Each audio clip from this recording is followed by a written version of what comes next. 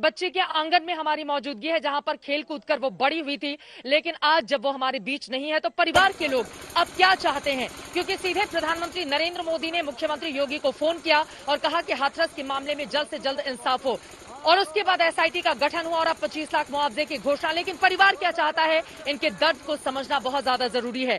एक बार फिर से उनकी भाभी हमारे साथ, उनके भाई लोग बैठे हुए हैं, परिवार के दूसरे सदस्य भी बैठे हैं, उनसे हम बातचीत करते हैं। आप कुछ बता रही थी, आप कह रही थी कि जब तक फांसी की सजा नहीं हो जाती परिवार संतोष से नहीं बैठेगा, चुपचाप नहीं बैठेगा। नहीं, हम लोग जब तक उन्हें सजा नहीं मिलेगी, फांसी नहीं होगी, जैसे हमारे घर में एक बॉडी आई है ना, वो हमें देखने को नहीं मिली, उसी तरीका से उन घरों में भी 4-4 बॉडियां आए जो उनकी माओ को, उनके परिवार वालों को देखने को ना मिले।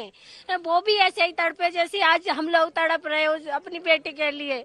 मेरी आगे इंतजार कर रही है आज 15-20 दिन से कि मेरी दीदी आएंगी लौट के, कब आएंगी, दो में दिखाओ हमें कहाँ है हमारी दीदी, वापस लौटा के लाओ उन्हें। क्या कर सकते हैं ये लोग, मुआवजा बनने से हमारी बहन वापस आ सकती है क्या? पूछना चाहती हूँ सरकार से, क्या मुआवजा पैसे दे के क्या हम लोग वैसे ही खरीदते रहोगे गरीब लोगों को? इन पैसों से क्या हमारी सब कुछ खत्म कर दोगे?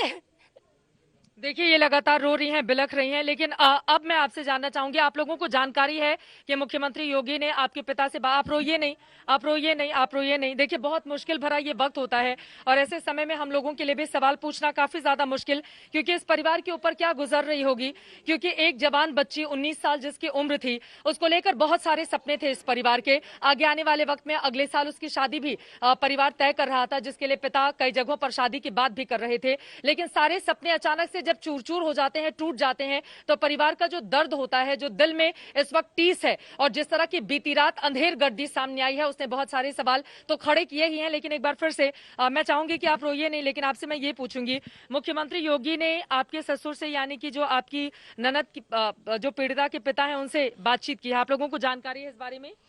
जानकारी है, मगर ये चीज नहीं पता है कि उन्हें धमका के, कल भी उन्हें धमकाया गया है, आज भी ले गए हैं, कुछ भी करा। धमकी कौन दे रहा है? पुलिस के प्रशासन के लोग, वो लोग धमकियां दे रहे हैं, जो ऊपर से, जो जैसे कि धमकी में क्या बोला जा रहा है, क्या कहा जा रहा है? वो ये चीज बता नहीं पा रहे खुल के हम लोगों को। शायद हम उनके 2 बेटे हैं और भी हमारे परिवार में जो 4-5 लोग हैं, शायद उनके बारे में कुछ बोला जा रहा है जो को खुल के बोल नहीं सके। ये क्या कहना चाह रही है, मुझे समझ में नहीं आया, किस तरह के आरोप हैं आप लोगों के? ये ऐसे बोलना चाहिए कि ऊपर से प्रेशर बनना है लोगों को, पापा को यहाँ से जबरदस्ती यहाँ पे लेके गए हैं और बोल के गए कि चंदपत थाने में हम लोग वहाँ से कॉन्फ्रेंस करेंगे, फिर उसके बाद वहाँ से सीधे गाड़ी घुमा के वो अपने डीएम ऑफिस लेके गए। वहाँ पे उनको अभी तक वहीं पर रखा हुआ है और उनको खाली अकेले अंदर लेके गए। अभी वो घर नहीं आए हैं, फोन पर कोई भी बातचीत आप लोगों की अभी तक नहीं हुई है? कोई बात नहीं हो पा रही हमारी अभी तक, कोई बातचीत नहीं जी हुई नहीं। है। अच्छा, उस दिन जब घटना हुई थी, खेत में कौन थे, कौन से भाई थे?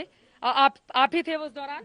हाँ जी, मैं था उस टाइम। क्या हुआ था, जरा बताइए आप। इस टाइम जब हम लोग, जब मैं बहन और मेरी मम्मी, बिल्कुल सुबह का वक्त था, 9 बज रहे थे। हाँ, सुबह का वक्त है, 9 बजे का। तो मैं तो चारा डालने गई, गटरी यहाँ घर पे आ गया था, तो उसी दौरान ये जो घटना का क्रम 9:30 बजे करा गया है। 9:30 बजे ये घटनाक्रम हुआ, 10:30 बजे आप लोगों ने एफआईआर जाके दर्ज कराई थी। पुलिस ने उस समय आनाकानी की थी और बाद में फिर आप लोग जैसे तैसे अस्पताल लेकर गए थे। जी हाँ, जी हाँ। लेकिन बीती रात जो कुछ हुआ है वो अपने आप में बेहद शर्मनाक है।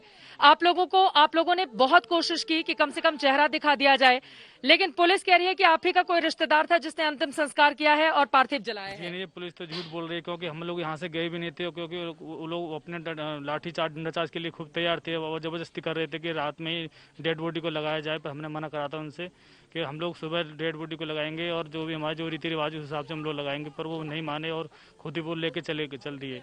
खुद ही लेकर चले गए और खुद ही अंतिम संस्कार कर दिया। उस समय आप लोगों को कहाँ रखा गया? हम लोग तो यहाँ पर अंदर बंद थे, अंदर बंद कर दिया गया था।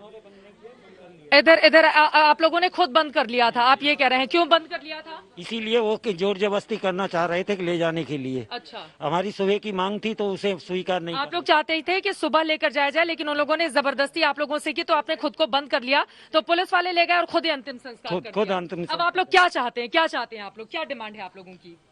डिमांड यही है कि उन्हें सख्त सजा मिले। दूसरा ये है कि वो नहीं बता पा रहे हैं, कल रात में जब लेके गए हैं उनको, तो औरतें थी, घर की औरतें थी, इन्होंने आकर रोकने की कोशिश की, लोग सामने लेट गए हैं। तो पुलिस, जबकि यहाँ पे लेडीज पुलिस बुलाई गई थी, बट लेडीज पुलिस ना सामने आके जेंट्स लोगों ने उन्हें उठा के इधर उधर फेंका।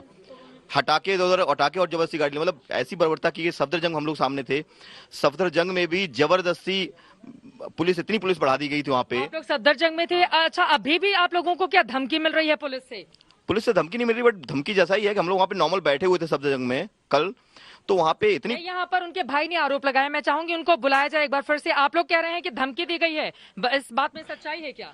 धमकी नहीं दी गई, उन्होंने पूरा दबाव बना रखा है पुलिस का, क्योंकि हमारे जो पापा जी हैं वो बहुत डरे हुए हैं। आप छोटे भाई हैं? जी मैं कजन मतलब अच्छा, आप कजिन हैं। हॉस्पिटल से लेके अभी तक सब जगह साथ था मैं। पिता को कहाँ लेकर गए हैं? आपके पिताजी को कहाँ लेकर गए हैं? कोई भी जानकारी है किस जगह पे, किस दफ्तर में बिठा के पूछताछ हुई है? नहीं, ये चीज कोई हमें जानकारी नहीं नहीं है। है। अभी तक आप लोगों को डर है इस बात का कि पता नहीं दबाव बना करके बहुत डर है इस चीज का, बहुत डर है। हाँ। हाँ, ये दबाव शुरू से चल रहा है हम लोगों के ऊपर और आज भी है वो। आज भी इस बात का डर है। हाँ, डर है। देखिए, ये परिवार के लोग हैं और लगातार बहुत सारी महिलाएं भी यहाँ पर आप देख पा रही हैं बैठी हुई हैं, जो इस इंतजार में है कि जल्द से जल्द जो पीड़ित के पिता हैं वो घर पर आए और मुख्यमंत्री के साथ किस तरह की बातचीत हुई उसके बारे में जानकारी दी जाए।